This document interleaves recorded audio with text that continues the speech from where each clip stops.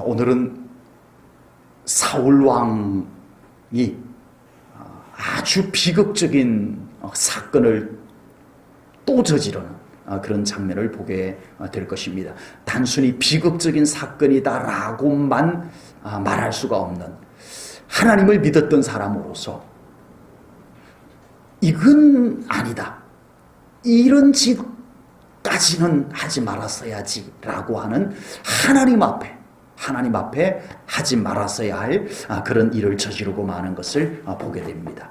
사울왕은 여전히 오로지 그의 관심은 다윗 죽이는 일. 오늘도 어떻게 하면 다윗을 죽일 수 있을까?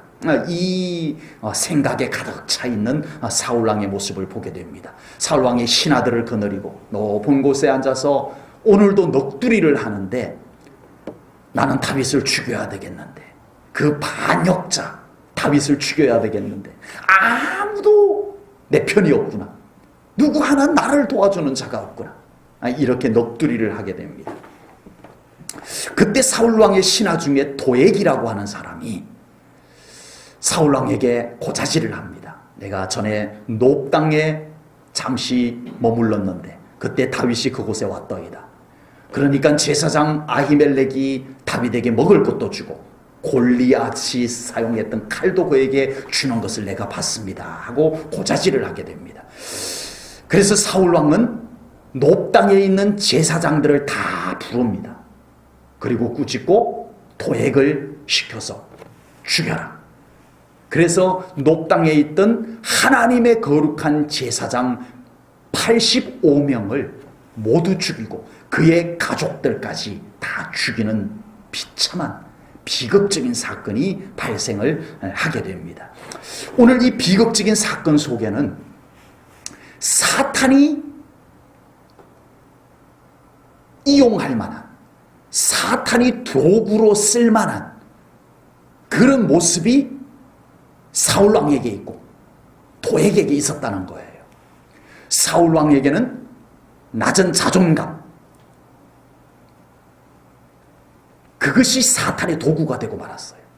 그리고 도액이라고 하는 자는 기회주의, 나에게 기회만 오면 난 무슨 짓이라도 할 거야, 내가 출세를 위해서 기회만 온다면 난 물불 안 가릴 거야 하는 기회주의라고 하는 그 도액의 그 성향을 사탄이 이용을 해가지고 이 비극적인 사건을 일으키고 말았다라고 하는 겁니다. 이제 위대한 믿음의 사람 이스라엘의 왕 다윗, 하나님의 마음에 합한 사람 다윗, 그리스도의 모델이 되는 다윗이 이제는 등장을 하게 되는 거예요. 좋아요, 안 좋아요? 멋진 믿음의 사람 다윗이 이제 등장을 한다는 것이 우리들에게 이스라엘 나라의 큰 희망인데, 사탄은 그게 너무 싫은 거예요. 하나님의 백성들이 애굽 땅에 노예로 있는 것이 좋은 존재가 있어요. 사탄. 에이, 잘됐다, 하나님의 백성들 계속 거기서 노예로 있어야지. 그런데 하나님께서 그 노예로 있는 하나님의 백성들을 구원하여 낼 계획을 세우신 거예요. 그리고 그 구원할 사람을 이 땅에 보내신 것을 사탄이 먼저 눈치를 챕니다.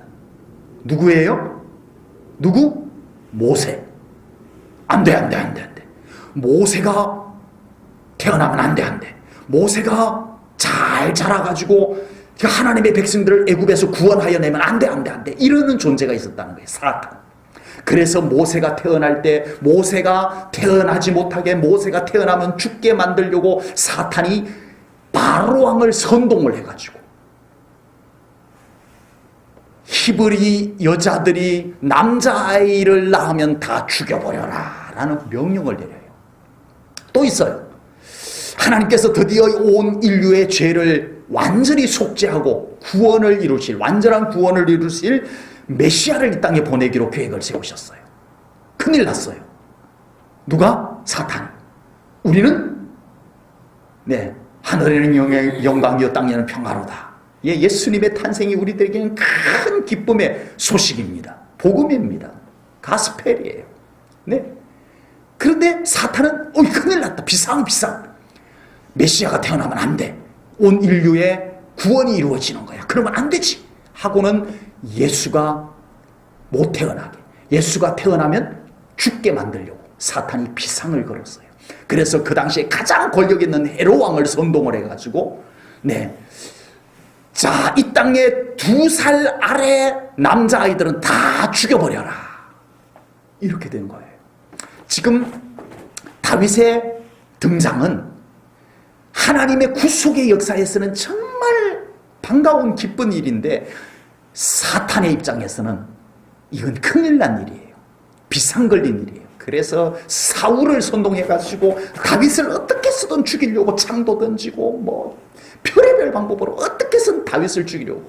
단지 사울 왕은 겉으로 보이는 것은 왕권, 자기의 왕권을 유지한 것이지만 그 속의 영적인 흐름은 믿음의 사람이 등장하면 안 돼. 여러분, 우리들의 삶 가운데 겉으로 보이는 것만이 전부가 아니에요. 그 배후에는 뭐가 있어요? 영적인 노림수가 있다는 것을 우리가 항상 기억해야 됩니다. 오늘 본문의 비극적 사건 속에는 겉으로 드러나지 않은 죄의 속성과 악한 사탄의 속성들이 숨겨져 있습니다. 이런 죄의 속성과 사탄의 전략들이 우리 믿음의 사람들로 하여금 굉장히 방해거리가 돼요. 우리가 온전한 믿음으로 살아가지 못하게 만드는 큰 방해거리가 되고 있다고 하는 겁니다. 죄의 속성, 사탄의 전략들이 우리 개개인의 믿음 생활을 흔들 뿐만 아니라 이 공동체, 믿음 공동체, 교회 공동체를 혼란에 빠뜨리는 그런 전략으로 사용을 하고 있다는 거예요. 그래서 우리는 분별해야 돼요. 이런 것들을 우리가 잘 분별하고 이것은 내 믿음에 큰 손해야. 이것은 우리 교회에 큰 해를 끼치는 거야. 우리가 적어도 그것을 좀 분별할 줄 알아야 되겠다라고 하는 겁니다. 그래서 다윗처럼 끝까지 우리는 믿음의 중심을 잃지 않고 내 믿음도 지키고 우리 교회도 지켜내는 그런 우리 제일전원교회 성도님들 되시기를 축복합니다. 오늘 본문에서 사울 왕은 낮은 자존감의 사람이라는 것을 볼 수가 있어요. 오늘 본문 5절 말씀을 보겠습니다. 8절 말씀을 보겠습니다. 오늘 본문 8절입니다. 사울이 지금 하는 말이에요. 신하들에게 하는 말이에요. 너희가 다 공모하여 나를 대적하며 내 아들이 이 세 아들과 맹약하였으되 내게 고발하는 자가 하나도 없고 나를 위하여 슬퍼하거나 내 아들이 내 신하를 선동하여 오늘이라도 매복하였다가 나를 치려하는 것을 내게 알리는 자가 하나도 없도다. 맞아요? 틀려요? 아니에요. 사울이 그렇게 느낄 뿐이에요. 이 자존감이 낮다가 보니까 왜 내 편은 아무도 없는 거야, 이런 거예요. 아니거든요, 현실은. 다윗이 라마나요스에 들어갔을 때도 보고한 사람들이 있었고요. 달려가서 다윗을 죽이겠다는 자객도 달려갔고요. 다 정상적으로 돌아갔어요. 그런데 사울 왕은 다 안 좋게 보여. 이게 자존감이 낮다 보니까 자기 유리한 것은 하나도 없어 보여. 지금 사울은요 굉장히 유리해요. 사울은 지금 굉장히 유리해요. 그런데 오늘 이 말을 놓고 보면은 사울은 지금 굉장히 불리한 것처럼, 자기는 굉장히 지금 왕따 당하는 것처럼 그렇게 표현을 하고 있어요. 자존감이 낮아서 그렇습니다.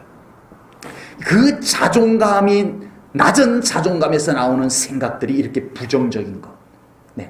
사람의 생각을 아주 왜곡시켜 잘못되게 만들어. 정상적으로 보지 못하게 만들어요. 있는 그대로 보지 못하게 만들어요.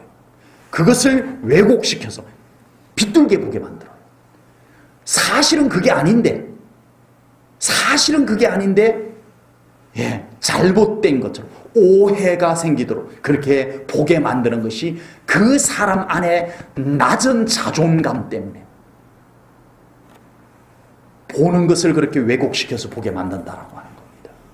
더 무서운 것은 사탄은 사울왕의 낮은 자존감을 충동질을 해가지고 사울 왕에게 내가 좋아하는 저 낮은 자존감이 있구만. 그 낮은 자존감을 사탄이 충동질을 하니까 와, 무섭죠. 뭐 제사장을 다 죽여버려. 이게 사울에게 평소에 있을 수 없는 성향이에요. 그런데 그 낮은 자존감을 사탄이 충동질을 하니까 이 무시무시한 생각이 그 사울에게서 나올 수도 있더라라고 하는 겁니다. 낮은 자존감은 죄예요? 아닙니다. 자존감이 낮은 것은 죄가 아니에요. 자존감이 낮은 것은 그 사람 잘못이 아닙니다. 저도 전에 치유상담 공부를 할 때 자존감 검사를 테스트를 했어요. 높게 나왔을까요? 낮게 나왔을까요? 대답하기 곤란하시죠. 낮게 나왔어요. 저도 이런 거 얘기하면 안 되는데 저도 자존감이 생각보다 낮게 나왔어요. 내가 자존감이 이렇게 낮았나? 깜짝 놀랐어요. 제 자신 검사에서 낮게 나왔어요. 그래서 저의 낮은 자존감을 회복시켜달라고 얼마나 기도했는지 모릅니다. 그리고 그 자존감을 제가 치유하는 방법이 뭐였냐면은 끊임없이 하나님 앞에 맡기는 거예요. 하나님께 맡깁니다. 이걸 내가 붙잡고 고민하니까 이게 내 성격상 그게 안 되는 거예요. 자꾸 위축되고 그래서 자존감은 자꾸 쭈그러들고 그랬던 것 같더라고요. 그래서 하나님께 맡깁니다. 하나님. 아멘. 혹시 나는 좀 자존감이 낮은 것 같아 그러면은 저와 같이 하나님 앞에 늘 나의 심령을 주님께 맡기고 토해내야 돼요. 그리고 하나님께 맡기는 훈련을 하세요. 그냥 말로만 하나님께 맡깁니다 그러지 말고 정말 하나님께 신뢰하고 맡기는 그런 순종, 그것을 통해서 여러분들의 낮은 자존감이 회복될 줄로 믿습니다.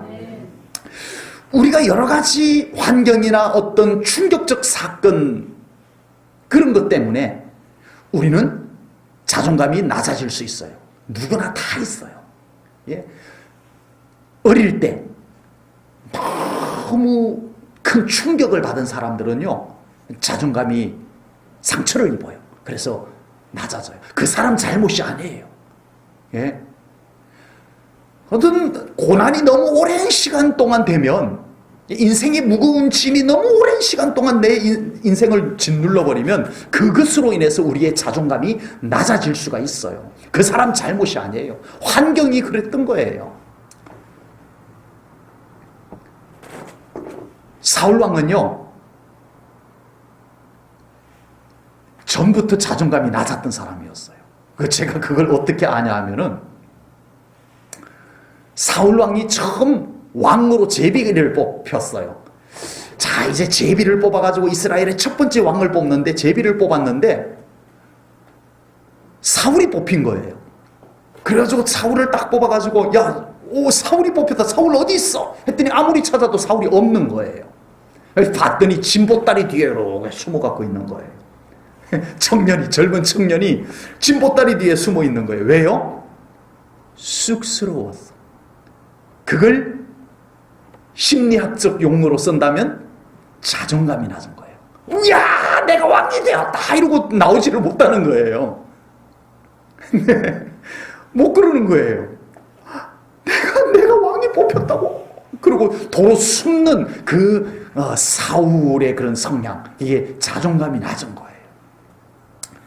그러나 사울은 그 자존감이 낮은 사람이었지만 하나님의 기름 부으심을 받고 성령님이 그에게 임하게 되자 그 낮았던 자존감이 치유되고 회복이 되었습니다.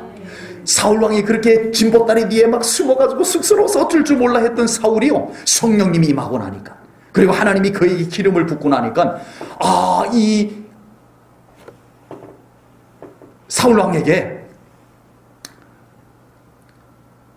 전쟁이 주어졌어요. 전쟁이 주어져서 이 사울왕이요, 과거에 쑥스러워했던 모습은 온데간데 없고 지파! 그러고는 군인들을 이끌고 암몬과 나가서 싸웁니다. 나를 따르라! 그러면서 나가 싸웁니다. 완전 딴 사람이 됐어요. 예, 사람이 이렇게 확 바뀌기가 어렵거든요. 믿음 안에서 됩니다. 성령님이 하십니다. 사울이 멋진 사람으로 바뀌었어요. 이스라엘의 왕이 되어가지고요, 초반에는요 정말 통치도 잘했어요. 정치도 잘해가지고 나라가 굉장히 부강한 나라가 됐어요. 정말 자존감이 낮은 사람 치고는요 정말 나라를 멋지게 통치를 했어요. 그런데 사울의 회복된 자존감은 어떻게 된 것이라? 믿음으로 회복된 자존감, 하나님 때문에, 성령님 때문에 회복된 자존감이었어요. 그러다 보니까 그 믿음이 사라져 버리니까 그 자존감은 어떻게 돼요? 힘을 잃게 되는 거예요. 하나님 때문에 회복된 자존감인데 하나님과의 관계가 잘못되어져 버리니까 그 자존감도 어떻게 돼요? 혼란스러워지는 거예요. 그 자존감이 다시 옛날로 되돌아가. 근데 문제는 뭐예요? 이제 다시 자존감이 옛날로 되돌아가서 그 자존감이 막 약해졌어. 안 좋아졌어. 근데 그의 손에는 뭐가 잡혀 있어요?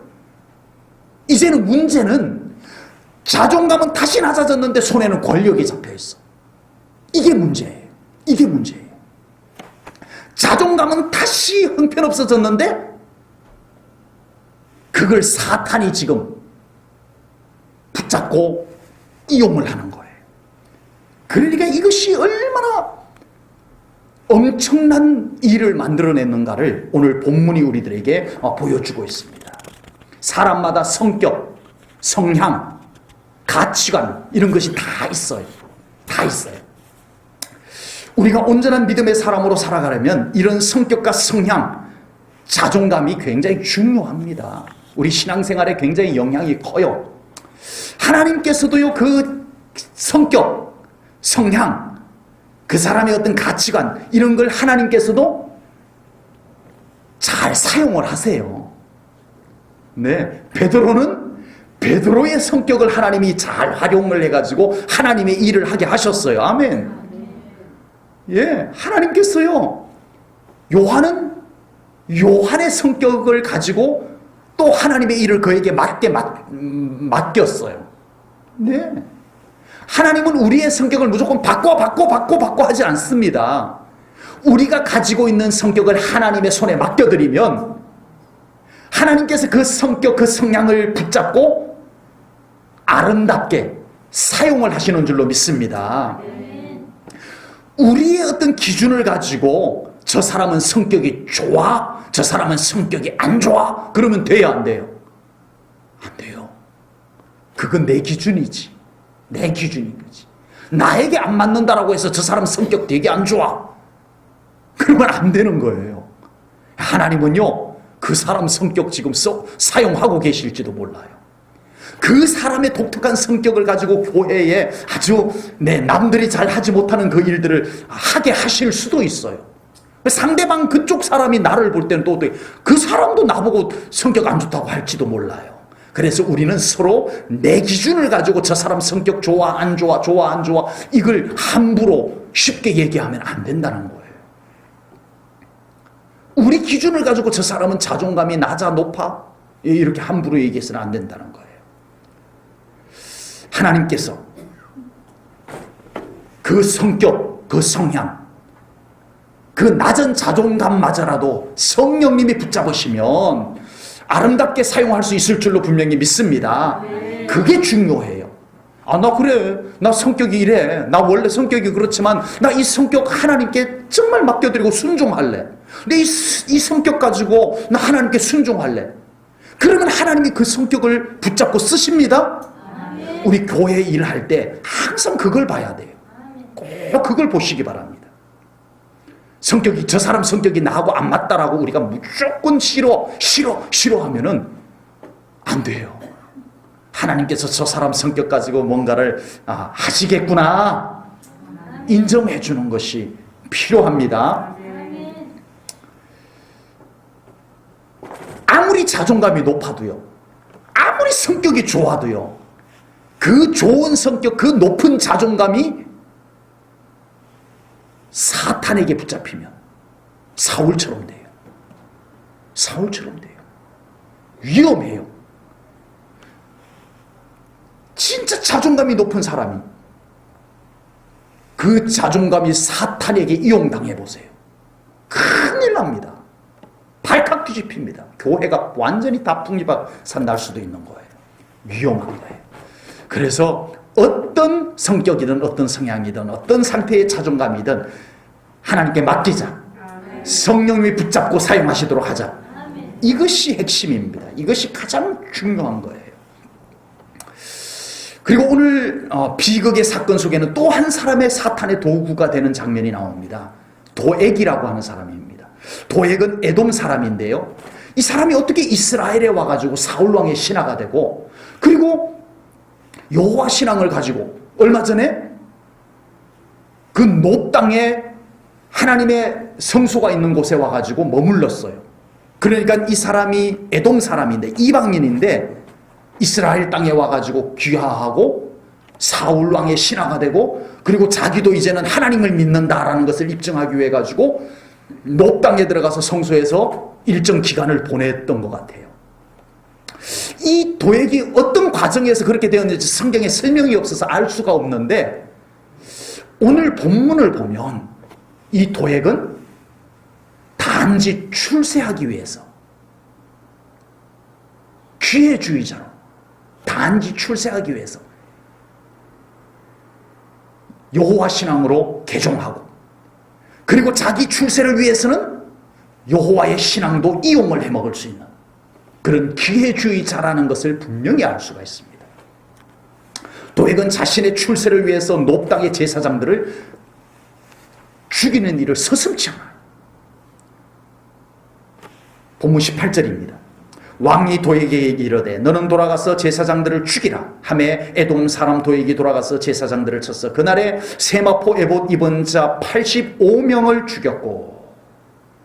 네, 얼마 전까지 높 땅에서 하나님의 성소에서 머물렀던, 나도 하나님을 믿어요 라고 하면서 그곳에서 머물렀던 이 사람이 왕이 죽여, 그러니까 그 제사장들을 가서 자기 손으로 칼로 다 죽이는 이런 짓을 하게 된다는 것입니다. 이것은 도액은 기회주의자다라고 하는 것을 보여줍니다. 사탄은 기회주의자를 이용해서 하나님의 거룩한 제사장들을 모두 죽게 만들었던 거예요. 도액은 불과 얼마 전까지 자기도 하나님을 믿는 사람이라고, 나도 여호와 신앙을 가졌다라고 그러면서 높 땅에 들어가서 성소에서 거룩한 척하고 머물렀던 사람인데, 자기에게 출세할 기회가 오자 그 제사장들을 자기가 가서 찔러 죽이는 기회주의자. 어떤 공동체이든 간에 그곳에 기회주의자가 함께하면 항상 위험할 수 있습니다. 우리 대한민국이 정치판에 이런 기회주의자들이 좀 줄어졌으면 참 좋겠어요. 저는 정말 정치 철학도 정치 지조도 없이 기회가 주어지면 이리 왔다 저리 갔다 그러는 모습들이 저는 너무 역겨워요. 뭐 정치 얘기는 길게 하지 말고 우리 믿음의 사람, 우리 믿음의 사람들은 하나님 중심에서 흔들리지 말아야 됩니다. 아멘. 이리 왔다 저리 갔다, 나에게 좀 유리하면 이리 갔다가 나에게 좀 불리하면 저리 갔다가 안 됩니다. 우리는 하나님 중심으로 우뚝 서 있어야 됩니다. 하나님이 나의 교회로 정해주신 제1전원교회를 위해서 우리는 흔들림 없이 우뚝 서 있어야 됩니다. 아멘. 다윗은 사울왕을 죽일 기회가 있었어요. 있었죠. 그런데 안 죽였어요. 왜? 다윗에게 기회가 왔어요. 그 기회를 무조건 내 것으로 만드는 사람을 기회주의자라고 합니다. 좋든 나쁘든 간에. 그런데 다윗은 자기에게 온 기회를 안 써먹었어요. 사울 왕을 죽일 수 있는 기회가 2번이나 왔는데 안 써먹었어요. 그 기회를 자기 것으로 안 써먹었어요. 왜? 하나님의 뜻이 더 중요했기 때문이었습니다. 아멘. 다윗은 일반적인 기회가 오는 것보다 더 중요한 건 하나님이 주신 기회를 그는 기다렸던 거예요. 우리 믿음의 사람은요, 하나님이 주시는 기회를 기다릴 줄 알아야 돼요. 그냥 내 생각에 내가 좋아하는 기회, 내가 기다렸던 기회라고 그냥 덥석덥석 붙잡아 버리면 우리는 자칫 위험할 수가 있는 거예요. 하나님께 또 여쭙고 또 여쭈어야 됩니다. 이것이 하나님이 주신 기회입니까? 하나님의 뜻이 함께하는 기회입니까? 하나님의 뜻이 함께하는 기회가 아니면 저는 붙잡지 않겠습니다. 할 수 있는 그런 믿음의 중심이 우리들에게 꼭 필요한 줄로 믿습니다. 우리는 믿음의 공동체 안에서 다윗처럼 하나님의 기회를 기다릴 줄 아는 그런 믿음의 중심을 지킬 줄 알아야 됩니다. 아멘. 믿음의 지조가 있어야 돼요. 믿음의 지조가. 사울왕은 신하들을 시켜가지고 높 땅에 있는 제사장들을 다 죽여버려라. 예? 아니, 다윗에게 먹을 것 좀 줬다고 이렇게 가차없이 가서 죽여! 다 죽여버려! 라고 하는 사울왕의 모습을 보게 됩니다. 그러자 사울의 신하들이 못합니다. 왜요? 왜 못해요? 하나님의 거룩한 제사장들을 자기 손으로 죽일 수가 없었다는 거예요. 오늘 본문 17절입니다. 왕이 좌우의 호위병에게 이르되 돌아가서 여호와의 제사장들을 죽이라. 그들도 다윗과 합력하였고 또 그들이 다윗이 도망한 것을 알고도 내게 알리지 아니하였음이니라. 하나 왕의 신하들이 손을 들어 여호와의 제사장들 죽이기를 싫어함지라. 아멘. 그나마 사울의 신하들은 하나님을 두려워할 줄 아는 사람들이었습니다. 지금 사울왕은 하나님이 두렵지 않아요. 죽여? 하나님의 제사장이고 뭐고 내 마음에 안 들면 다 죽여? 이거였어요. 그러나 사울의 신하들은 감히 하나님의 제사장들을 자기들의 손으로 죽일 수가 없다라는 겁니다. 적어도 하나님을 두려워할 줄 아는 사람은 해도 되는 일인지 해서는 안 되는 일인지 분별이 되어집니다. 지금 이 사람들은 사울왕의 손에 죽을지도 몰라요. 니들이 내 명령을 안 들어? 내가 니들부터 죽여버릴 거야 하고 사울이 지금 흥분한 상태에서 신하들을 사울이 죽일 수도 있는 문제예요. 그런데도 이 신하들은 사울이 자기를 죽일지도 모르는데도 하나님을 더 의식한 겁니다. 아멘. 하나님을 더 두려워할 줄 알았던 거예요. 우리가 살다가 보면 때로는 사람도 의식해야 돼요. 안 해도 돼요. 사람도 의식해야 됩니다.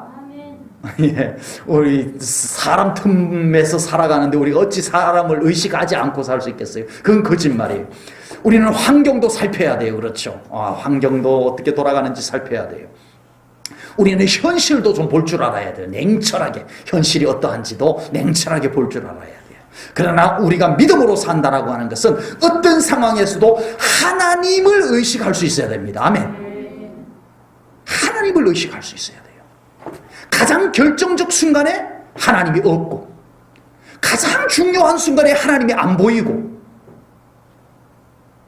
가장 결정적 순간에 하나님이 전혀 내 마음에 의식이 안 들었다면 이건 정말 심각한 거예요. 사울왕이 아무리 근력욕에 불타 다윗을 죽이고 싶다 하더라도 이 순간 하나님의 제사장을 죽이는 문제만은 하나님 때문에 망설여야 됐어요. 사울왕이 하나님 때문에. 그런데 사울왕은 이 순간 하나님이 없었어요. 얼마나 많은 믿는다는 사람들이 가장 결정적인 순간에 하나님이 없는 모습이 되어져 버립니다. 많이 봐요. 평소에 늘 하나님을 믿는다라고 하면서 결정적 순간에 그 사람의 모습 속에 하나님이 안 보여. 하나님이 없어. 심각한 겁니다. 가장 결정적인 순간에 하나님이 보여야 됩니다. 가장 중요한 순간에 하나님이 의식되어져야 돼요. 이게 믿음으로 사는 거예요. 이것이 믿음의 사람인 거잖아요. 아멘? 그 순간에 하나님이 없는데 뭐가 믿음이에요?